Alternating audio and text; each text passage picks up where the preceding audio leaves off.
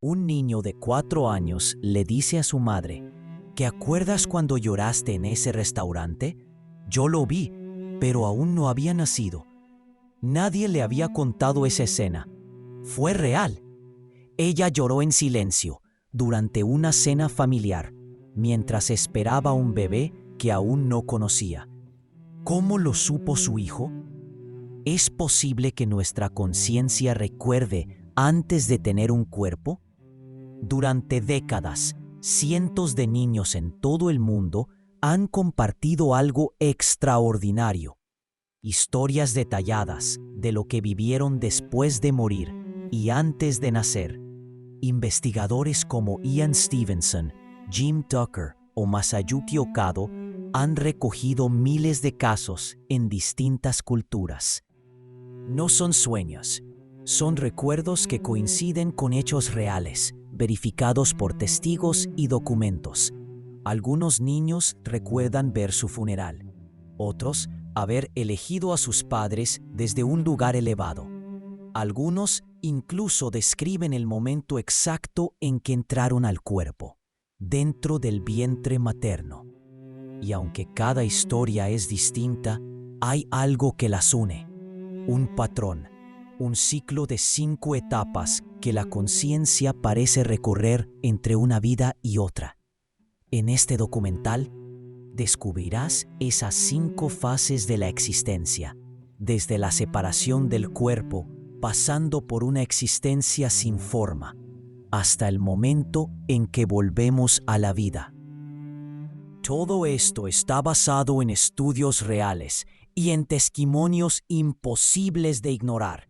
Y si tú también pasaste por todo eso, y si lo has olvidado, porque así tenía que ser, prepárate. Esto podría cambiar la forma en que ves la vida y la muerte. ¿Qué es la intermisión? Si existe la reencarnación, entonces hay algo que ocurre entre una vida y otra. Ese algo no tiene forma, pero ha sido descrito con asombrosa coherencia por cientos de niños en todo el mundo. A ese intervalo se le llama intermisión. Es el espacio entre 2 existencias, un umbral entre el final y el comienzo. El primero en estudiar este fenómeno con seriedad científica fue el Dr. Ian Stevenson, de la Universidad de Virginia. Más tarde, sus investigaciones fueron continuadas por Jim Tucker, Masayuki Okado y otros expertos en reencarnación. Lo que encontraron es difícil de ignorar. Algunos niños no solo recuerdan vidas anteriores con nombres, ciudades y profesiones, también describen lo que ocurrió después de morir. No una vida en el cielo, no un sueño, sino una experiencia de conciencia en la que el alma o la mente pasa por un proceso. En uno de los estudios más amplios, se observó que el 23% de los casos incluía recuerdos de este intervalo entre vidas. Algunos de esos recuerdos son breves, una luz brillante, un viaje, una voz. Otros, increíblemente complejos, reuniones con seres espirituales, elecciones conscientes de los futuros padres y memorias del tiempo dentro del vientre. Todos estos relatos, a pesar de las diferencias culturales, tienden a seguir el mismo camino estructurado. Etapa 1. La muerte física y la separación del cuerpo. Etapa 2. La existencia desencarnada. Etapa 3. La selección de padres. Etapa 4. La vida en el útero. Etapa 5. El nacimiento. Este patrón se ha observado en Birmania, India, Japón, Estados Unidos, Países Bajos, Canadá, Turquía y muchas otras culturas. Y aunque los nombres y símbolos cambian, algunos ven ángeles, otros sabios, otros nada, la estructura se mantiene. ¿Es esto una construcción cultural colectiva o una evidencia de que algo real sucede tras la muerte? En este documental recorreremos cada una de estas 5 etapas con historias reales, verificadas y profundamente humanas. Porque tal vez, solo tal vez, lo que ocurre entre vidas sea la clave para entender qué somos en realidad. Etapa 1. Transición tras la muerte. El primer momento después de la muerte no es el silencio, sino una súbita conciencia, una separación, como si de pronto flotaras fuera de tu cuerpo, sin comprender qué está pasando. Según cientos de testimonios, la etapa 1 de la intermisión comienza en el instante exacto en que el alma se desprende del cuerpo físico. Lo que viene después varía, pero hay algo que se repite. La mayoría describe estar consciente, viendo todo desde arriba. Muchos niños cuentan que observaron a sus padres llorar. Algunos vieron médicos intentando revivirlos. Otros incluso relatan con precisión los detalles de su propio funeral. En Sri Lanka, una niña llamada Tisna Samarasinghe afirmó haber sido enterrada cerca de un hormiguero. Cuando los investigadores excavaron, encontraron su tumba justo donde ella había dicho. No había ningún marcador, solo su palabra y la tierra. En Alaska, un niño Tlingit dijo que flotaba sobre su cuerpo mientras lo transportaban en una canoa funeraria. Él describió no solo el río, sino las ropas de las personas presentes, personas que no había conocido en esta vida. Ratana Wongsombat, en Tailandia, recordaba que sus cenizas habían sido esparcidas bajo un árbol sagrado, en contra de lo que le había pedido a su hija de su vida anterior. Cuando la confrontó, ella lo admitió. No la había enterrado junto al árbol, como había prometido. Estos recuerdos comparten una conexión directa con el mundo material. El espíritu no desaparece, permanece, ve, escucha, trata de hablar, pero nadie responde.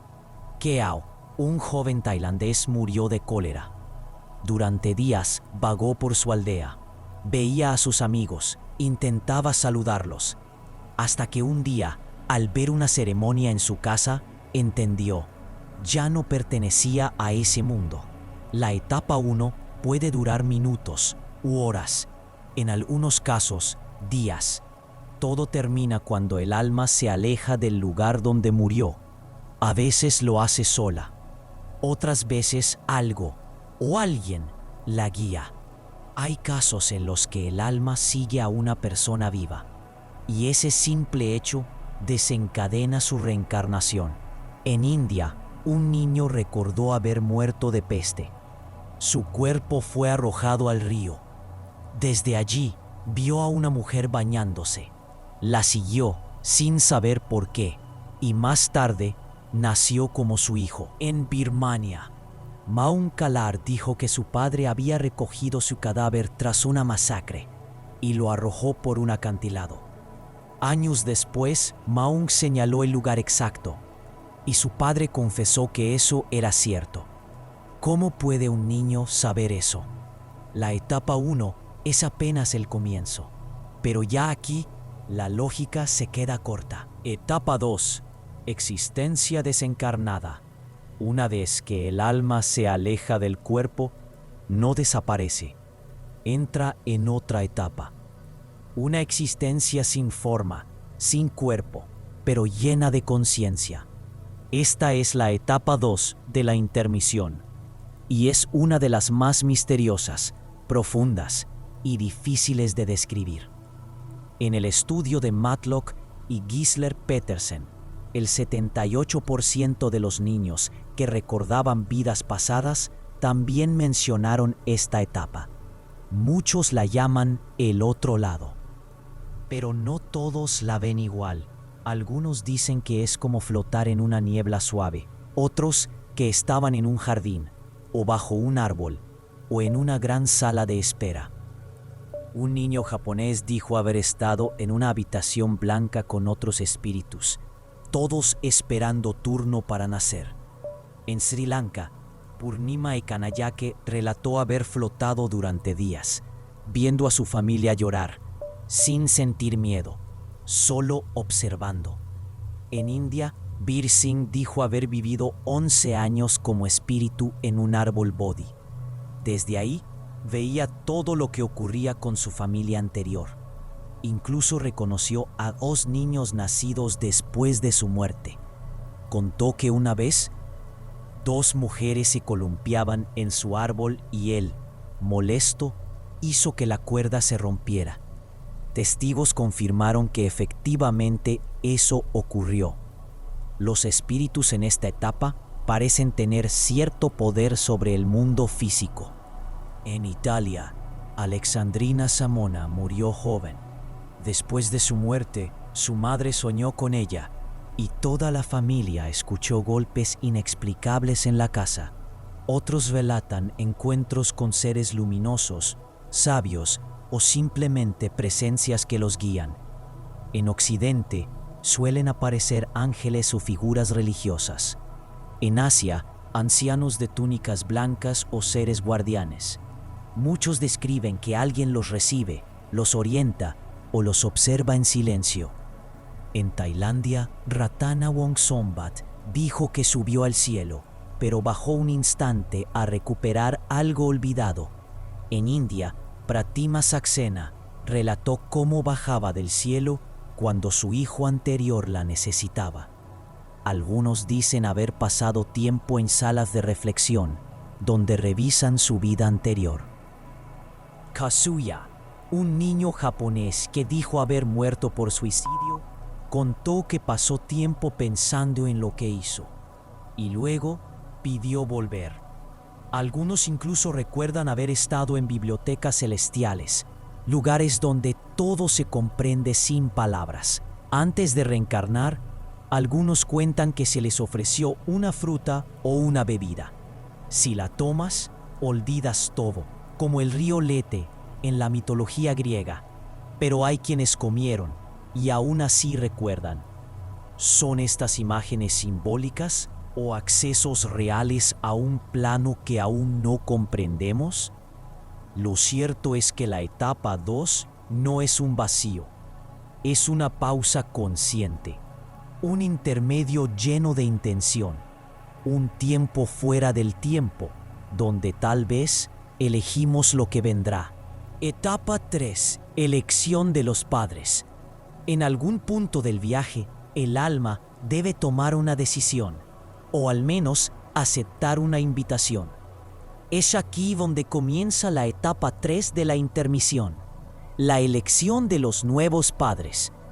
No todos recuerdan este momento. En los estudios de Sharma, Tucker, Matlock y Gisler Petersen, casi la mitad de los niños entrevistados dijeron haber visto a sus futuros padres antes de nacer. Algunos los observaron desde lo alto, otros desde una especie de sala o plano superior. En Japón, un niño aseguró haber estado en una habitación con varias opciones de familias.